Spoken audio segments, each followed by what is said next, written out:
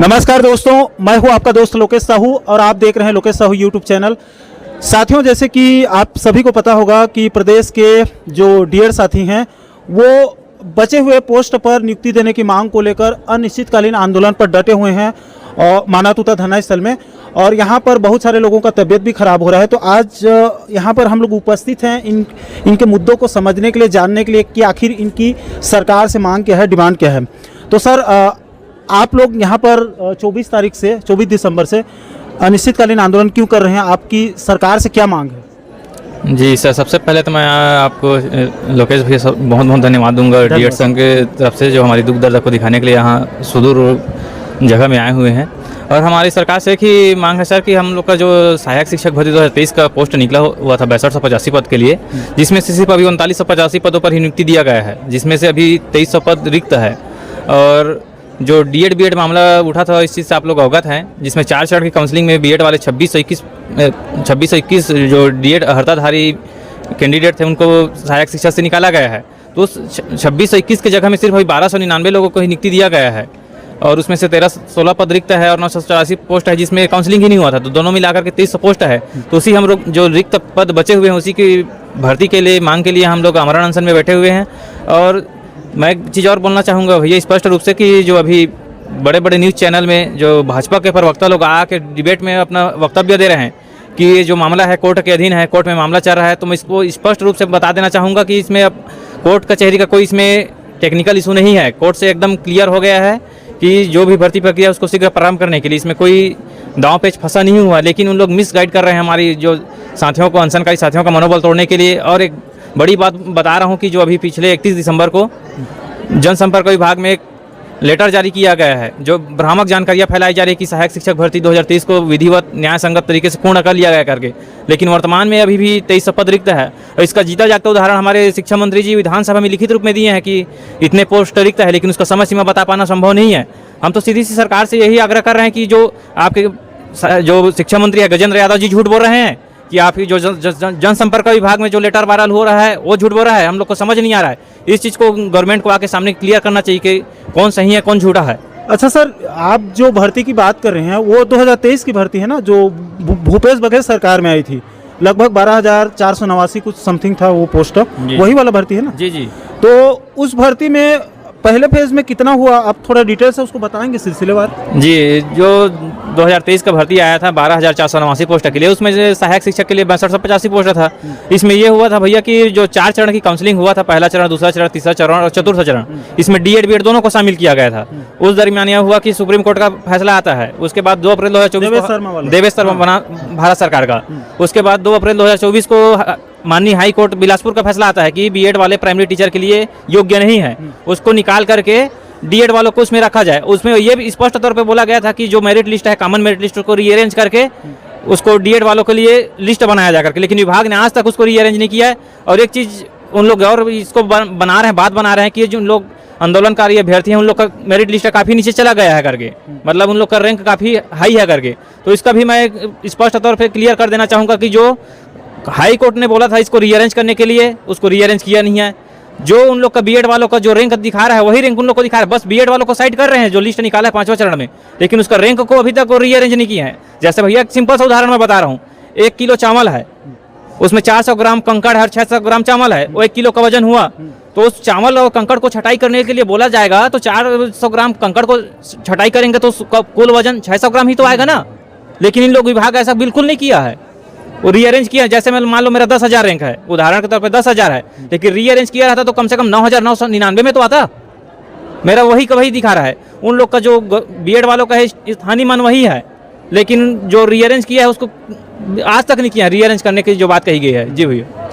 अच्छा sir, BEd वालों को बाहर करने के लिए सुप्रीम कोर्ट का जो निर्देश आया, उसके बाद लगभग 2200 या 2300 के आसपास समथिंग बीएड वालों को बाहर किया गया और उसमें फिर डीएड वालों को ज्वाइनिंग दिया गया, ऐसा है ना?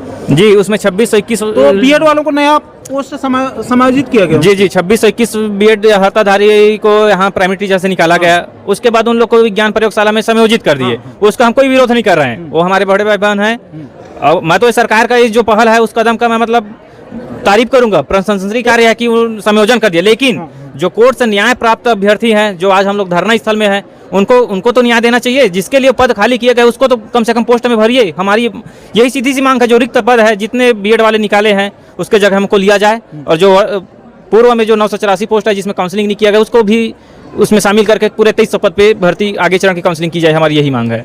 तो टोटल कितना पोस्ट खाली है आप जैसे बता रहे हैं? जी, अभी 2300 पद खाली है पूरा सहायक शिक्षक भर्ती में। हाँ। जो बीएड वाले निकले थे 2600, उसमें से 1300 पोस्ट तो खाली है। वर्ग 1 वर्ग 2 में पोस्ट खाली थोड़ी है? उसमें भी है, लेकिन उसका तो अलग मैटर था। उसका तो वैलिडिटी 2024 का ही खत्म हो गया है। तो एक भर्ती में कैसे अलग अलग वैलिडिटी होगा सर? सहायक शिक्षक, क्योंकि सहायक शिक्षक जो भर्ती है वो कोर्ट के अधीन हो गया था। हाँ। कोर्ट के अधीन हो गया था, इसलिए इसका जो वैलिडिटी है 1 जुलाई 2024 बढ़ाकर 1 जुलाई 2025 जी। और जो अभी पंचम चरण की काउंसलिंग हुआ सिर्फ डीएड वालों का, उसका अंतिम नियुक्ति तिथि था 11 अप्रैल 2025।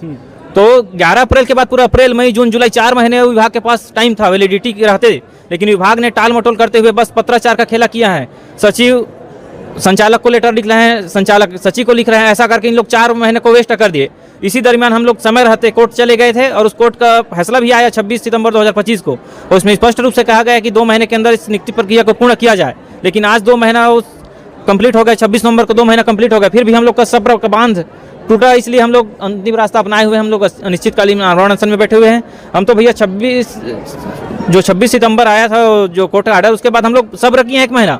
उसके बाद हमारे लिए कुछ ऐसा अच्छा कोर्ट का क्या कहना था? कोर्ट का कहना था कि जो भी मैटर है, जो खाली पद है, उसको 2 महीने में पूर्ण रूप से परिपालन किया जाए करके 60 दिन में। लेकिन वो 60 दिन गुजर गए, लेकिन भी अभी तक विभाग और सरकार की तरफ से हमारे लिए एक सिंगल नोटिफिकेशन नहीं निकला। इसलिए हम आहत होकर के आमरण अनशन बैठे। आप लोग कोर्ट गए थे? हाँ, मैं ही गया था, उसमें मैं ही पिटिशनर था भैया। अच्छा जी। तो आपका केस कितना दिन चला? हम लोग का केस 2 जून में लगा हुआ था।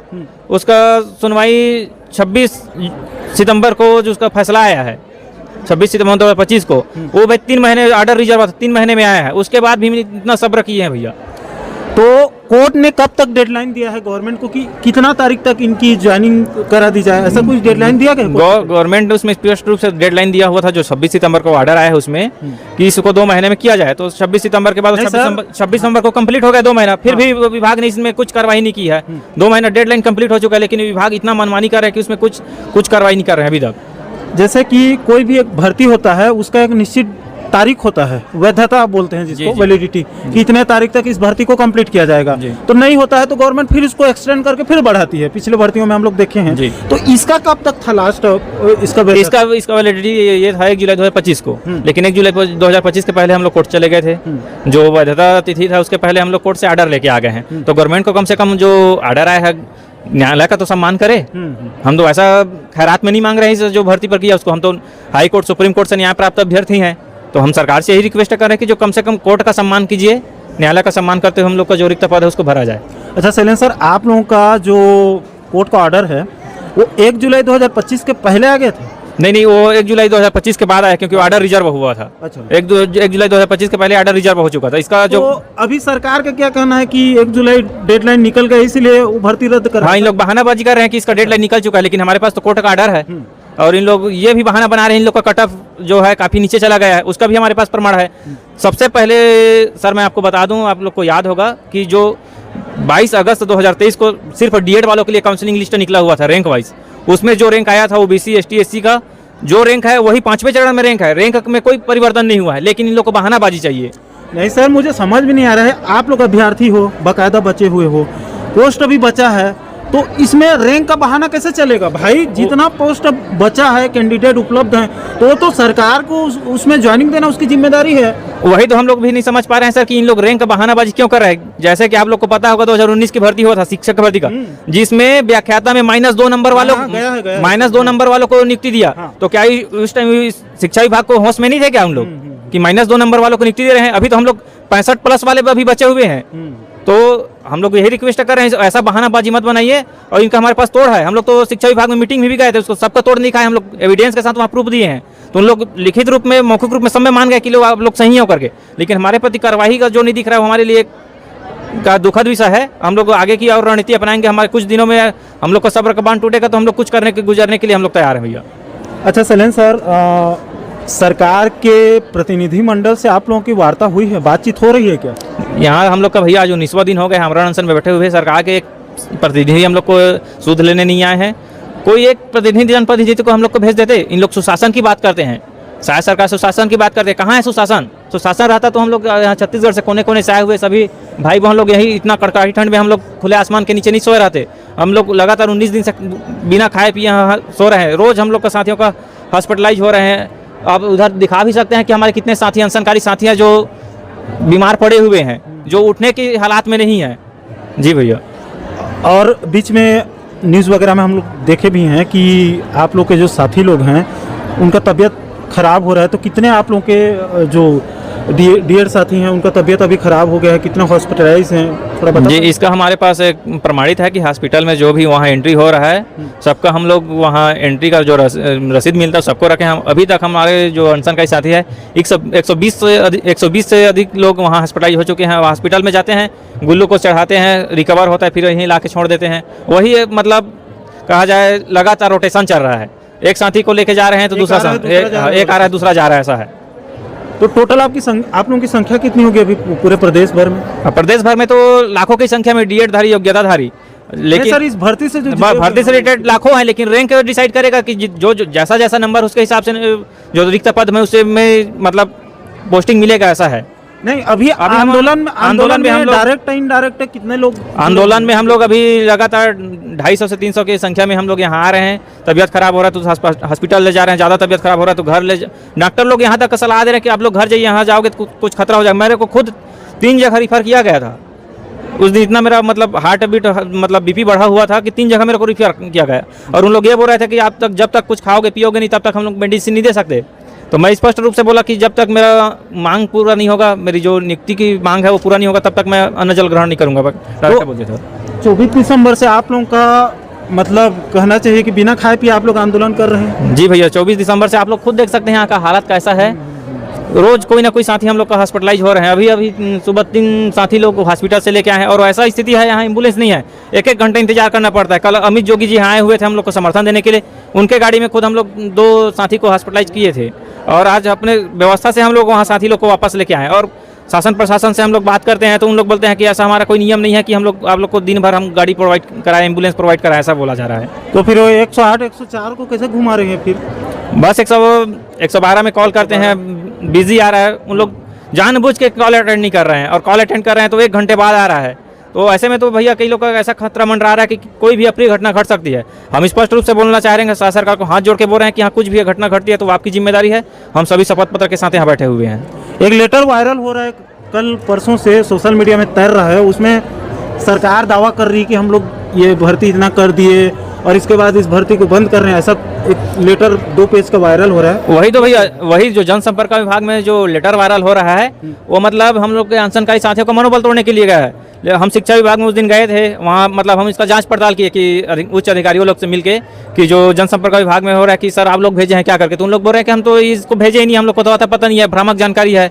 मतलब उन लोग सीधा सीधा उसको फर्जी घोषित कर दिए हैं। अब पता नहीं इसमें किसका चाल है, क्या है, वो समझ नहीं पा रहे हैं। या आपके आंदोलन को तोड़ने के लिए हम तो सीधे से यही समझ में आ रहा है कि हम लोग आंदोलन साथियों को मनोबल तोड़ने के लिए, हमारे आंदोलन को ध्वस्त करने के लिए ऐसा किया जा रहा है। लेकिन ये बहुत बड़ा अन्याय है। हम लोग हाई कोर्ट से जीत के आए हैं, हम तो अंतिम सांस तक लड़ेंगे, लेकिन हम यहाँ से जगह को छोड़ने वाले। आगे की रणनीति क्या होगी? आगे की रणनीति है भैया, हम लोग तो जब सब्र का बांध टूटेगा तो हम लोग सीधा शिक्षा मंत्री, मुख्यमंत्री के बंगले में जाएंगे। हम लोग वहीं सामूहिक रूप से आत्मदाह करने की सोच लिए हैं। सरकार को कोई संदेश? सरकार को हम संदेश यही है कि हम हाथ जोड़ के विनती कर रहे हैं आपसे कि सहायक सरकार सुशासन की बात करते हैं, हमारे लिए भी सुशासन का परिचय दीजिए। और हमारे जितने भी साथी हैं सहायक शिक्षक भर्ती 2023 का डीएड अभ्यर्थी हैं, उन लोग को जितना रिक्त पद में हो जल्द से जल्द नियुक्ति दे और हमारी जो काउंसलिंग की प्रक्रिया जल्द से जल्द शुरू की जाए। धन्यवाद जी। तो इस वीडियो के माध्यम से सहायक सरकार से मैं भी निवेदन करना चाहता हूं कि प्रदेश के पढ़े लिखे शिक्षित डीएड साथी यहाँ पर 24 दिसंबर से अनिश्चितकालीन आंदोलन में डटे हुए हैं और इनका दिन ब दिन तबीयत भी खराब होता जा रहा है। इसलिए सरकार से मेरी विनम्र अपील है कि 2023 शिक्षक भर्ती के जितने भी रिक्त पद बचे हैं उनके लिए एक बार और जल्द से जल्द काउंसलिंग प्रक्रिया शुरू किया जाए और उन रिक्त पदों में इन डीएड साथियों को उसमें जल्द से जल्द नियुक्ति पत्र दिया जाए। धन्यवाद।